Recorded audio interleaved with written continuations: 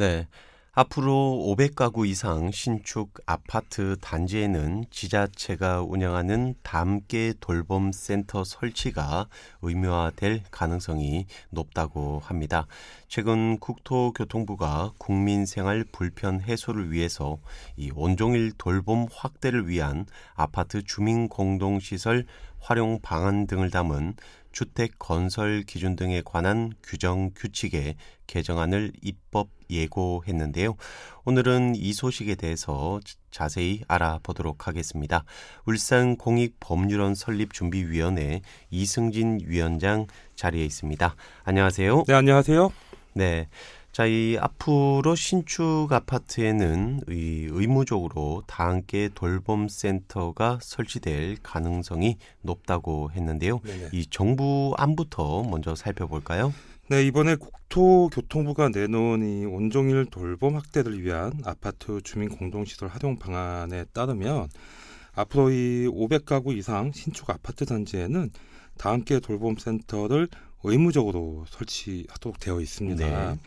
이 아파트 단지의 관리동, 어린이 놀이터, 또 주차장 등이 의무적으로 설치되듯이 다함께 돌봄 센터도 필수 시설로 포함하자는 것인데요. 울산시도 이제 몇 년 전부터 이 민간 단체와 협의를 해서 현재 시범적으로 좀 설치하고는 있습니다. 네. 이 다함께 돌봄 센터. 왠지 이름만 들으면 복지 시설일 것 같은데 네네. 어떤 건가요, 구체적으로? 네, 다함께 돌봄 센터는 이 소득 수준에 관계없이 맞벌이 등으로 이 돌봄이 필요한 초등학생에게 무료로 제공하는 사회복지 시설인데요. 네. 특히 또 한부모 가족들에게도 굉장히 필요한 시설이기도 하고요. 네.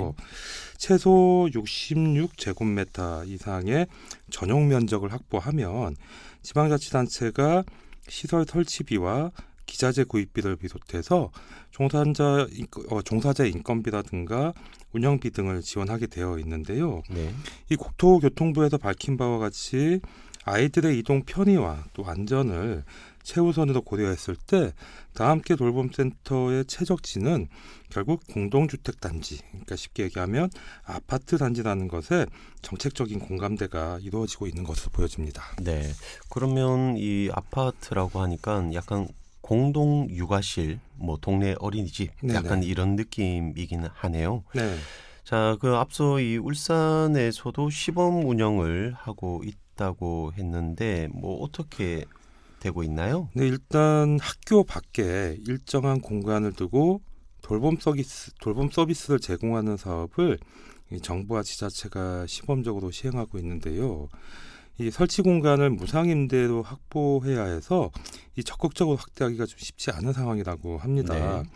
그런데 이번에 이 정부 안대로 관련 규정이 바뀌면 향후에는 500가구 이상 신축 아파트 단지의 관리동에 의무적으로 다함께 돌봄센터 공간이 확보될 것으로 보여집니다. 네. 그러니까 아이들의 돌봄을 가족과 사회가 이 공동으로 함께 한다는 점에서는 아주 좋은 정책인 것 같은데, 자, 그런데 기존에도 이 초등학생 돌봄 사업 같은 경우 학교 안이나 또 학교 밖 복지 시설에서 운영을 하고 있는 걸로 압니다. 자, 그런데 다함께 돌봄 센터 설치가 이렇게 주목받는 이유가 있습니까? 네, 현재 초등학교 돌봄 사업은 이 말씀처럼 학교 안에 돌봄 교실이 있고요. 네. 또 학교 밖에 지역아동센터라든가 또 다함께 돌봄센터 시범 사업 등이 이제 혼재되어 있는데 네. 욕구에 비춰 볼 때 그럼에도 불구하고 음. 수요가 미치지 못하고 있고 또 기존의 센터들은 저소득층이나 또 취약계층 자녀를 우선 돌보기 때문에 맞벌이 가정 같은 경우 부모가 집에 돌아오는 시간까지 주로는 이 자녀를 학원에 보내는 경우가 대부분이었거든요. 네. 사실 학부모와 학생들은 학교의 돌봄 교실을 늘리는 것보다 주거지 인근에, 그러니까 집 근처에 돌봄 시설이 설치되길 더 원하지만 공간을 확보하기도 어렵고 또 운영하는 비용이 이렇게 만만치 않아서 이 부담이 되는 게 현실이고요. 네. 결국 정부안대로 실시를 하려면 아파트 단지 주민들이 다함께 돌봄센터 설치에 필요한 공간을 지자체에 무상으로 제공해야 하는 이런 숙제들이 좀 남아있긴 합니다. 네. 자, 이제 앞으로 신축되는 아파트 단지 이 500가구 이상일 경우에 이게 적용이 된다고 했는데 네. 그럼 기존에 있는 아파트 단지들은 뭐 어떻게 되는 거예요? 네, 이번 조치는 500가구 이상일 경우에 신축 아파트 단지에만 의무적으로 적용되지만 네. 기존의 아파트 단지도 주민들의 어떤 일정한 수가 찬성을 하면 다 함께 돌봄센터를 설치하도록 장려할 필요가 있는데, 그러니까 공간이 이제 있다면. 네. 하지만 이제 그럼에도 불구하고 이제 공간이 없을 때에는 이 관리동을 개조하거나 또 증축할 때 이 건축 법령의 기준을 일부 완화시켜야 하는 그런 과제들이 남아 있습니다. 자, 그렇다면 현재 아파트 그 관리동에는 어떤 시설들이 설치돼 있나요? 네, 현재는 대개 이 관리사무소와 경로당 또 입주자 대표자 회의 사무실이라든가 소규모 운동시설 또 휴게실, 화장실 등이 기본적으로 설치되어 있는데 드물게는 이 작은 도서관을 설치해서 이미 다함께 돌봄센터 성격의 사업을 하는 곳도 있기는 합니다. 결국 이 다함께 돌봄센터의 설치 기준에 맞는 공간이 최소 66제곱미터니까 이 관리동을 개조하거나 증축할 때 뭐 건폐율이라든가 용적률에 일부 예외를 인정할 필요가 있을 것 같습니다. 네. 그러니까 결국은 뭐 지자체가 관심이나 투자를 좀 쏟아야 되겠군요. 네, 그렇습니다. 이 다함께 돌봄센터가 증설되려면 지자체의 관심이나 투자가 중요할 것 같은데요. 네. 최근에 이 경기도 오산시가 이 맞벌이 부부의 자녀 양육 지원을 위해서 오는 2022년까지 다함께 돌봄센터를 30곳으로 확대할 계획이라고 밝혔고 올해만 12곳을 확충할 예정이라고 했는데 지난 2년 동안 5곳밖에 개소를 하지 않았었거든요. 네. 여기에 비교해 봤을 때 오산시는 지자체 차원에서 상당히 적극적인 투자를 하고 있는 것이고요. 또 그만큼 아이들과 부모들의 삶의 질도 높아지게 되는 것이죠. 네. 자, 그런데 이 경기도 오산시가 이 아이 돌봄 정책에 있어서 이렇게 뭐 급성장하는 뭐 그런 이유가 있습니까? 오산시 같은 경우에 이 초등학생들의 방과 후 돌봄 실태와 또 수요를 조사한 결과 오산 지역 초등학생 가운데 학교 내에서의 초등 돌봄 교실이나 또 그 지역의 지역아동센터 또 방과 후 아카데미 등의 이 돌봄 기관 이용률이 11%에 그치고 있는 것으로 조사됐다고 합니다. 네. 그러니까 적어도 초등학생의 30%에 해당하는 6천여 명이 일시적으로 또는 상시적으로 돌봄이 필요한데도 불구하고 그게 잘 진행되지 않고 있다는 것이고 결국 이 오산시의 계획들이 실현이 되면 그 지역의 초등학생을 대상으로 하는 공적 돌봄 이용률이 지금보다 20% 이상 상승할 것으로 보여집니다. 네.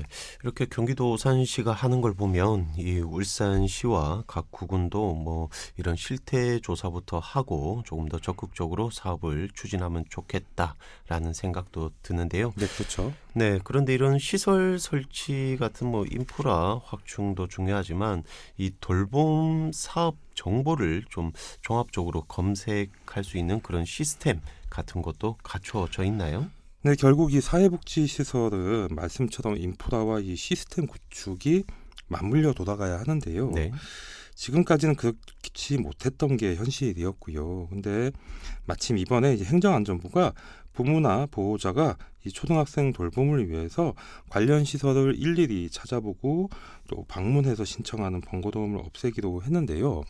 정부 24를 통해 온종일 돌봄 원스톱 서비스를 제공하기도 한 것인데 정말 좀 다양스러운 일인 것으로 보여집니다. 네, 그나마 뭐 다행스럽긴 한데 이 정부 24의 이 온종일 돌봄 원스톱 서비스 시스템 이건 뭐 어떻게 운영되는 겁니까? 네, 이 시스템을 통해서 하나의 창구를 통해서 전국 1만여 개의 돌봄 시설 정보를 종합적으로 검색하고 또 신청하고 결과까지 확인할 수 있게 되는데요. 예를 들면 보건복지부의 다함께 돌봄센터나 지역아동센터, 또 여성가족부의 청소년 방과 후 아카데미 서비스 정보를 입체적으로 제공하고 또 선택의 폭을 넓히게 되는데 내년 신학기 전까지 교육부의 초등 돌봄 교실 서비스도 추가하기도 해서 함께 제공할 예정이라고 밝혔습니다. 네.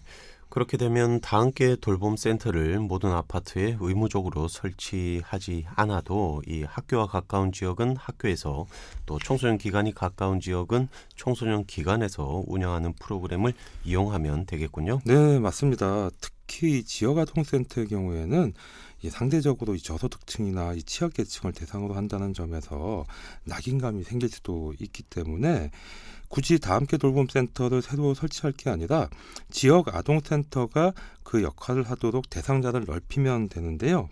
이렇게 구조를 만들어 나가면 지역사회, 그러니까 한 마을이 아이들을 함께 돌보고 또 주민 간의 또 공동체 의식이 싹 트는 그런 커뮤니티 리빙 모델을 선보일 수 있을 것으로 기대하고 있습니다. 네, 이렇게 말씀처럼 운영이 된다면 이 공간을 확보해야 하는 지자체 또 주민들의 부담도 상당히 줄어들 것 같습니다. 자, 그러면 이 온종일 돌봄 원스톱 서비스 어떻게 이용을 할 수 있나요? 네, 이 온종일 돌봄 원스톱 서비스는 정부 24의 메인 홈페이지에서 바로 찾을 수 있는데요. 휴대폰으로도 이용이 가능하고 또 회원 가입 후에 지역별로 또 서비스별로 상세 검색과 지도 보기를 통해서 시설별 위치라든가 현장 사진 또 거기서 진행하는 프로그램 또 모집 현안 등을 한눈에 확인하고 희망하는 서비스를 1, 2, 3지만까지 선택해서 신청할 수가 있는데 이 신청 결과는 정부 24의 마이 페이지 또는 이제 휴대전화 메시지로 확인이 가능합니다. 네, 정부 24를 확인하시면 되겠네요. 자, 오늘은 이렇게 정부가 발표한 다함께 돌봄센터 활성화 정책에 대해서 알아봤습니다. 오늘은 여기까지입니다. 지금까지 울산공익법률원 설립준비위원회 이승진 위원장이었습니다. 말씀 감사합니다. 네, 고맙습니다.